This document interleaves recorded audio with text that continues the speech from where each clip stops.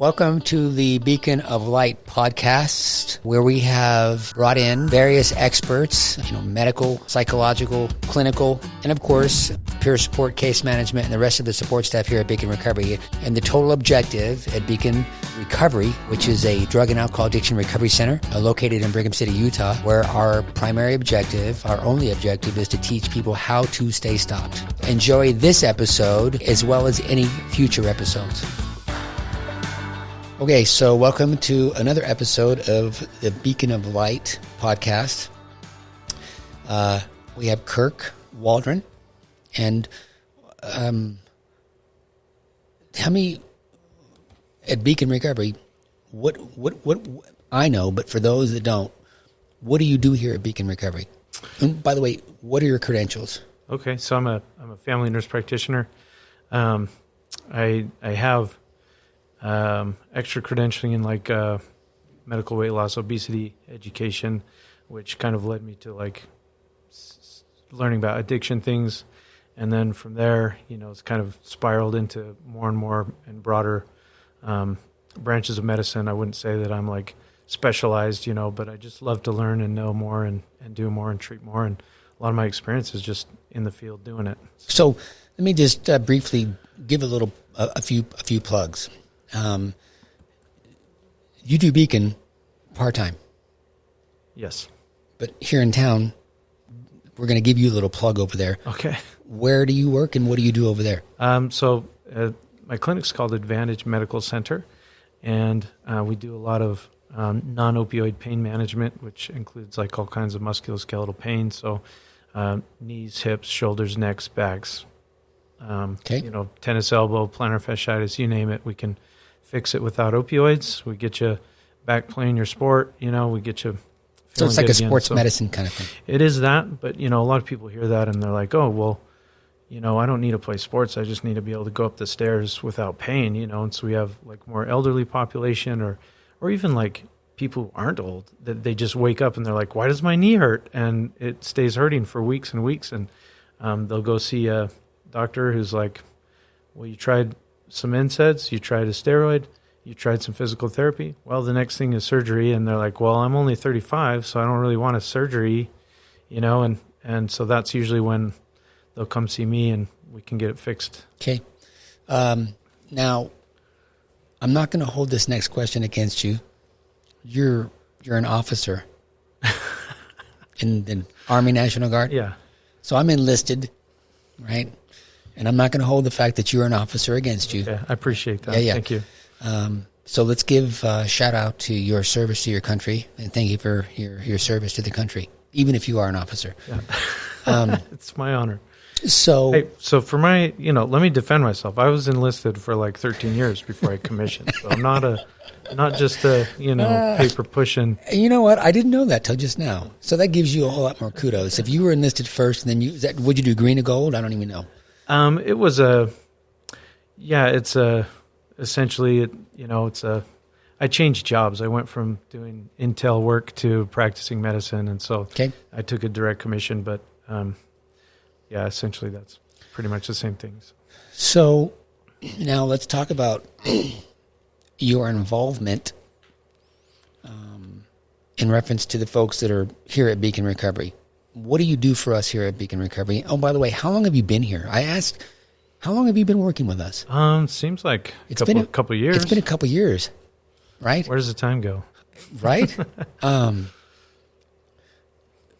So what do you do at Beecon? So, there's a lot of benefit that an addict can get from a traditional, 12-step program. When an addict is ready to change his life or her life, and they do a 12-step program, they can get so much benefit. There are medicines available that can also help with people who have an addiction and are having they're struggling with cravings and different things. And not every treatment is right for every person, but there are a lot of people who get a lot of benefit from trying a buprenorphine or certain kinds of management for if it's an opioid addiction, and we prescribe them buprenorphine, which is a safer it's a partial agonist, which we can get into the weeds of what that means. But basically, you can't overdose on it, and it actually prevents you from having cravings or being able to overdose from other opioids. So it's kind of like a training wheels towards recovery, and then the idea is that eventually those training wheels could come off if you want them to. So when you say brief enough, that's be specific. What do you mean? I mean, because I know we've got the Suboxone, we've got Subutex. Yes, we've got the there's the other one for the alcohol that they can take for their cravings for alcohol. Naltrexone. The naltrexone, yeah. Right? And then you mentioned the buprenorphine. And so, as you mentioned, you have at your disposal a wide range of things that you can use to get them off of whatever substance that they're on. Yes. Right? Yep. And so somebody comes into Beecon Recovery. Obviously, we do an assessment at Beecon Recovery in reference to Beecon to determine what level of care. I want you to walk me through what happens when somebody sees you for the first time, because you're you are in fact doing your own assessment to determine, does that sound about right? Yes. So, we'll find out the history, how long have you been using, what have you been using, and the frequency with which you've been using. And have you tried to stop, and what did that look like? Yeah. How successful were you at whatever you tried to do? And let's say we're dealing with an opioid abuse situation. If we start on and maybe they just got out of jail and they haven't used in months. Maybe they don't need Suboxone. Maybe we just go straight to naltrexone, which is it's a very full opioid receptor agonist or antagonist, I should say. It binds to it, and then opioid drugs that you take, you don't feel high because your receptors are locked up by this naltrexone.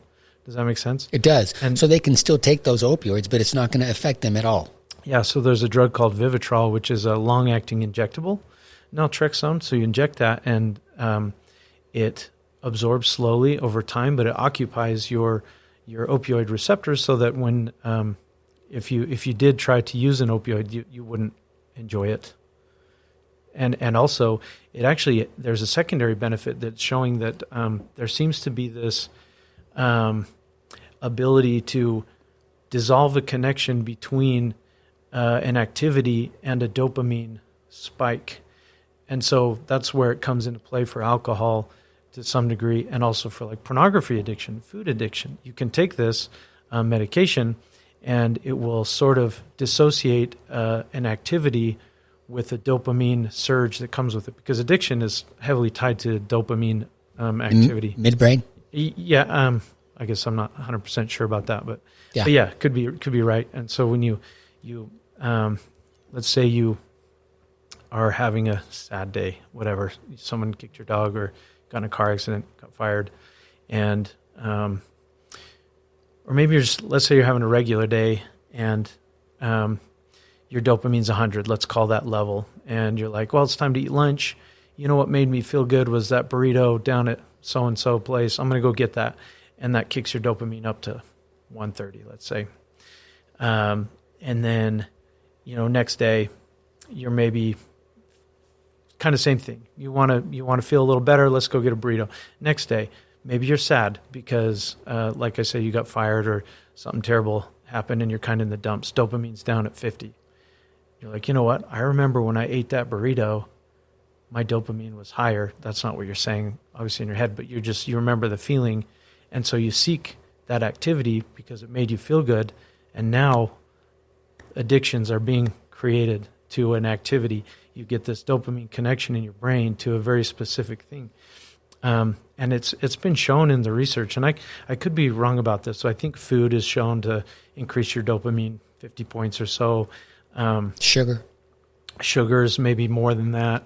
There are these things that have said that it's more than sugar is more than cocaine, or like that's not.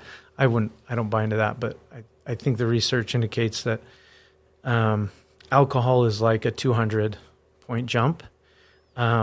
pornography, I think, is like a 800-point jump. Opioids are like 1,000, and meth is like 1,300-point jump in dopamine. And so you can see how somebody can maybe feeling a little on the low side, and they seek something like that will really skyrocket that dopamine, and and thus an addiction is born. So, I've heard the statement, from people, from relatives of people that are addicted. Why are these people choosing these drugs over us, their family? And it speaks to what you just said. They're not choosing the drug. They're choosing their very existence because of that dopamine fix that they're getting. They associate that with their life. So it's not that they're choosing the drug, but they're choosing what they recognize is their existence, because that dopamine fix and that they get, that's their life, right? And so what you're doing at Beecon Recovery is over time, and this isn't, I liken this to the visualization of driving a car, right? And we're going, 100 miles an hour down the road. Okay, but we've got to make a turn. We've got to head west. I'm going to turn left. Okay? If we yank that steering wheel hard to the left at 100 miles an hour, chances are we're going to wreck. Slide, flip, whatever the case may be. So what you're doing is assisting that turn to the left in increments, right? Yes. And slowly making that turn, right? And maybe let's tap on those brakes a little bit, but let's make that turn. We're still going to get there, but we're not going to do it all at one time. Does that sound about right? Yep. Okay. Yeah, that's perfect. The data shows, and, there are some people who, is being on Suboxone better than a relapse? I say yes. I think so. And there are some people that maybe, it's just safer for them to stay on it. If you're somebody who, Yeah. Back when I first started doing this, I was not a fan of Suboxone, Subutex, because in my world, in the simplistic world that I was in way back in the day, 5 years ago, we're just replacing one drug that's illegal with one that is legal. Because, of course, you've heard the horror stories of these people that are on Suboxone for a decade. Yeah. Right? But I've now come to realize that the Suboxones of this world and the Subutexes and the Vivitrols and all those other things we're using, that you're using as a medical prescriber, they actually perform a function. And I agree with you. I'd rather have somebody do that, right, than to fulfill that need with the heroin. And the reason I say this, well, there's a number of reasons, but the most is what you were talking about, that I'll be speaking with Dr. Bush later today, and that is the fentanyl, right? Because right now, back in the day when you relapsed, right, the only way you really died is if you took too much heroin. Oh, yeah. Okay. Now, because my understanding is, and I think you will agree, and once again, I'll speak with Dr. Bush about this later today, they're putting fentanyl in everything. Yeah. Everything. Yeah. Does that sound about right? Yeah, that's right. I don't want to steal any of his thunder, and he'll talk a lot about this, but what's the number one killer, of anything? Disease-wise. Well, still for me, I'm going to go to stress. It's heart disease, right? Heart disease is like the number one killer, and so does stress contribute to that? I'm sure. Definitely does. So heart disease is the number one. But if you change the statistic from overall to just 18 to 45-year-olds, the number one killer? Is it fentanyl? Fentanyl. It's the number one killer. I did not know that. I just learned it recently. From Dr. Bush. Yeah, from Dr. Bush. Right. So from 18 to 45, the number one killer on the planet or in the U.S.? I don't recall I believe it's the U.S., I believe. So. And you would think that if it's the U.S., it's going to be similar elsewhere around the world. Probably, yeah. Where it's readily available, because it is. It's readily available. Sure. Right? And I believe my research tells me that the fentanyl is cheaper, it's easier to get, and it's more effective from their perspective. Yeah, it's from a manufacturing standpoint, it's cheaper to make. If a lethal dose of fentanyl you could fit on the tip of this pen, like 3. It's I believe it was 2 to 3. The equivalent size of 2 to 3 grains of salt is enough to potentially kill a person. Not everybody would die from that, but it could kill somebody. And that's the part that always blows me away, right? That these people that are going back to that trough, my brain cannot comprehend. But of course, I'm not in my addictive state, so I can't now relate. Sure.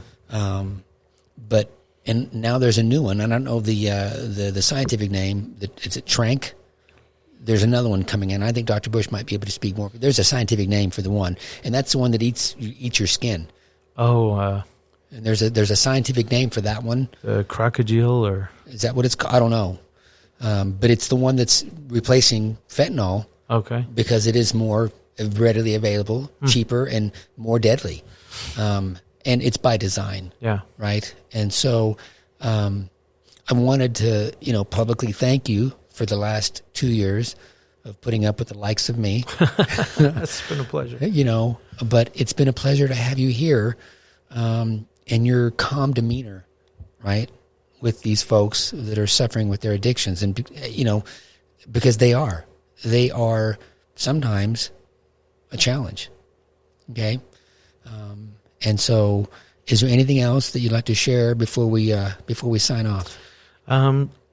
I would just say that there's a lot of interesting and effective treatments that we do here that I've really seen have been beneficial for people that I wasn't really aware of them before starting to work here with you guys, and I think more places need to be doing this. Honestly, we're helping a lot of people. We need to keep it up. You speak to something, that I don't want to come across as arrogant, right? When I say that here at Beecon Recovery, and you just brought it up, we are doing things that other facilities don't even know exist, much less are implementing into their program. Yeah. Right? That's your experience as well. Yep. Right? And I'm not bringing this up to say, oh, look at me. I'm bringing this up because it's the truth, right? Because we aren't afraid. You could come to me and say, hey, Tony, have you heard of this? Or have you heard of that? And I might say, which I did with a number of things we currently do, like say the neurofeedback. Yep. When neurofeedback was brought to my attention, I had no idea what neurofeedback was, right? But to my recollection, only because I've been in this industry, we were the first person in the state of Utah using neurofeedback with people that are suffering from substance addiction. Mm-hmm. Now, there are others. And once again, I'm not saying this because I'm trying to be braggadocious. Sure. I'm saying it because it's the truth. And the reason I say this is because we're not afraid. I'm not afraid, as the owner of this facility and the founder of Beecon Recovery, to say, hey, Kirk, what do you got? Right? It might not be commonplace in this industry. And I don't care. Honestly, if somebody says, well, wait, nobody's ever done that for substance abuse folks, so therefore you can't or you shouldn't do that. Well, if I hear about it and I pray about it and I'm led to say this works, we're going to do it. I mean, I'll probably try it first. See how it goes. Which is what I did with everything we've got going on at Beecon Recovery, sure, including ketamine, right? I found a clinic that was giving ketamine to veterans for free. I, like you, am a veteran, and so I thought, you know what? I've been diagnosed with severe PTSD. I'm going to try it. And I did. And it kind of changed my life. Now, I did it with the IM, which is a shot in the arm. Mm-hmm. We do ketamine in what's known as a troche. I'd like for you to speak a little bit about your experience, because you didn't know anything about ketamine before you came here. Is that correct? Sure, yeah. So I want to talk briefly about your experience with ketamine and what you've seen in the results of ketamine. And how ketamine works. So ketamine, gosh, well, I don't want to, I feel like I understand it. However, my confidence in what I think I understand, I don't know if I'm willing to say that, she's definitely got more than me, but I know there's like mainly two kinds of ketamine. There's the S-ketamine and the R-ketamine. And the S-ketamine is the intranasal, and the R-ketamine is what's done IM, and also I think what we're doing sublingual. And it seems to have this ability to change the structure of the brain, for lack of a better word, and it really helps people to seem to be compliant with their care plans, and to not really be drug seeking as much, and maybe that's just a way to sort of put it mildly, and everybody's experience is different. Yeah. There's all these caveats. And ketamine is not for every single person. Sure, it's not for everybody. It's also, I wouldn't say that ketamine, at least not in the way that we do it, there's no danger of it being habit forming. There's almost no incidence of like untoward reactions. We're managing the doses, and people are they keep their senses about them the whole time that we use it, and nobody needs to, like a babysitter. They have full control of autonomous control of their abilities, so it's not like they're in a vulnerable position at any point in time. So I just think there's really not a downside to it. Yeah, well, when when ketamine was first brought to my attention, I thought to myself, how am I going to do this? How am I going to bring in a hallucinogenic, which is what ketamine is, to teach these people how to get off of? And what I came to was, and I had a pharmacist tell me, a compounding pharmacist I was working at the time, she's like, look, wait, people take Suboxone, they take Subutex, and they do that for decades. Ketamine is not a lifelong sentence. They take ketamine for a period of time, and then they don't take ketamine anymore. Sure.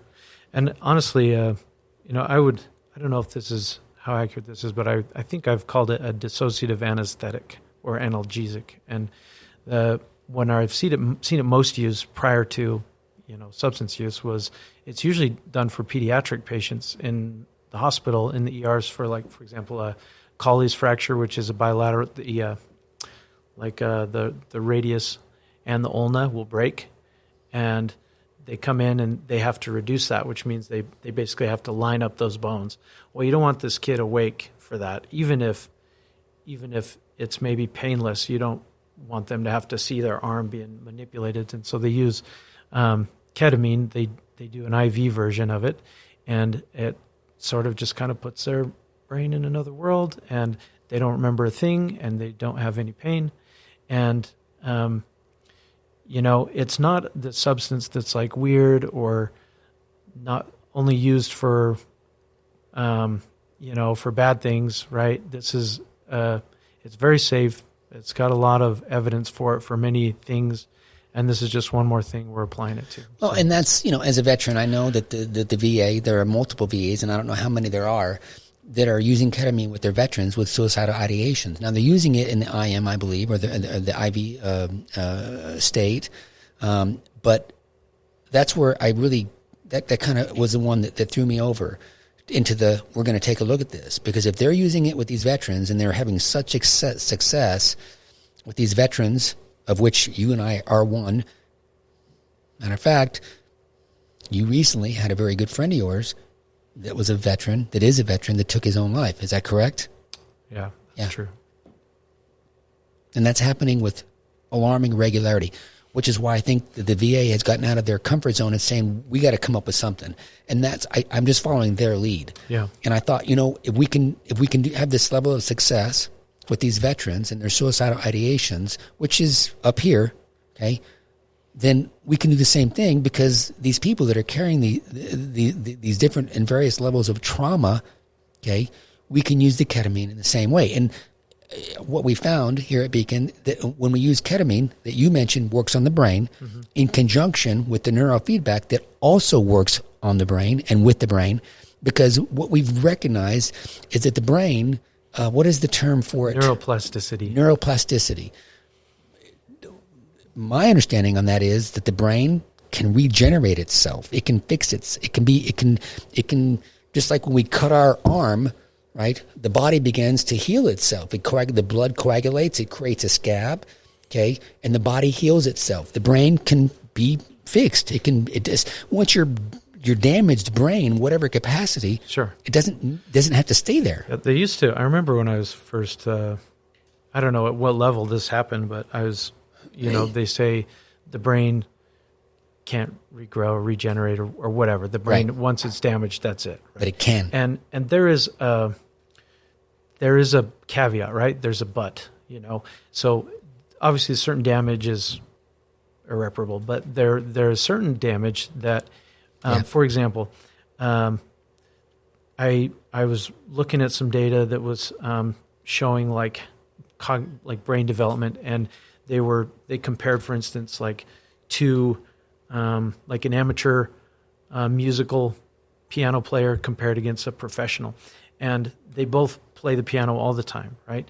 But the amateur who is playing the piano, based on the data that they're collecting from their brain patterns at the time of playing, they are showing more improvement in cognitive function than the professional, because the professional, it's so automatic, they don't have to think about it. Yeah. But the amateur has to think about it. And they're showing like these parts of the brain will actually grow. And for example, there was a similar, within the same context of the same study, there were people who were doing these like memory games and like memorizing things.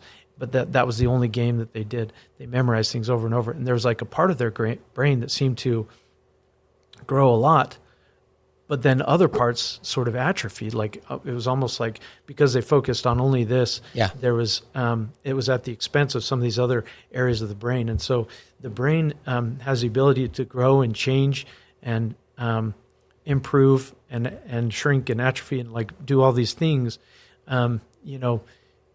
heal itself to the degree that there was a pathological pattern that formed that needs to be undone. Right? That's what I think we're talking about. You performed this habit for so long that you have to unlearn it, and that requires your brain to actually change. The sulci has to move and reform, and the neurons have to change. You have to crack that shell that's been created. Sure. Which is where the ketamine and the neurofeedback come into play. So, thank you for coming in. I'm sure that we'll do this again when these podcasts wear out. We're going to do another one, and we'll talk about some more things. That'll be my pleasure. Kirk, I appreciate your time, and thank you for your service again. Thank you for yours. And yeah, you're welcome. Salute those that go before, What's that? Oh, yeah. Yeah, I went long before you. So, all right. Thank you, my friend. Okay. So thanks again for tuning in to this episode. We look forward to you liking, subscribing, and sharing all of these podcasts with any of your friends, family, or anyone else that you can think of that would benefit from learning what we have shown in these podcasts to ultimately teach people how to stay stopped. Thanks again.